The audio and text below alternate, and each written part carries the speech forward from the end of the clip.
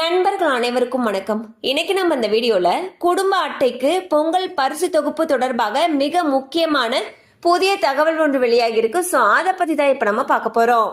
Ration கார்டுகள் மூலமாக ஏழை எளிய மக்களுக்கு அரிசி, பருப்பு, எண்ணெய், சர்க்கரை போன்ற பொருட்கள் மலிவு விலையில் வழங்கப்படுகின்றன. அது மட்டுமல்லாமல் அரசின் பல நலத்திட்ட உதவிகளை பெறுவதற்கும் ரேஷன் கார்டு என்பது ஒரு முக்கியமான ஆவணமாகும். பொங்கல் பரிசு தொகுப்புடன் 1000 ரூபாய் பணம் வழங்குவது குறித்து முதலமைச்சர் திரு மு.க.ஸ்டாலின் அவர்கள் ஆலோசிப்பதாக தகவல்கள் வெளியாகியுள்ளன. பணம் வழங்காததற்கு எதிர்கட்சிகள், கூட்டணி கட்சிகள் அதிருப்தி தெரிவித்தனர்.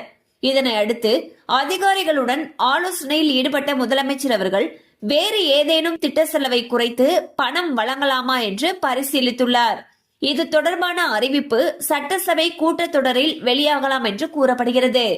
சோ பாத்தீங்கன்னா வரக்கூடிய பொங்கல் பண்டிகைக்கு பொங்கல் பரிசு தொகுப்போட சேர்த்து எப்பையும் தரக்கூடிய 1000 ரூபாய் ரொக்க பணமானது இந்த முறை தரப்படவில்லை.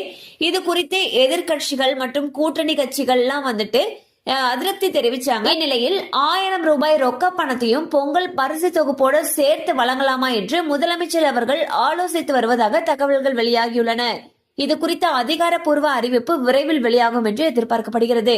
கண்டிப்பா அந்த அப்டேட் உங்களுக்கு பயனுள்ளதா இருந்திருக்கும் நம்புறோம். மேலும் இது போல அப்டேட்ஸ் உங்களை உடனே ரீச் ஆகணும்னு நினைச்சீங்கன்னா நம்ம சேனலோட தொடர்ந்து இணைந்திருங்கள்.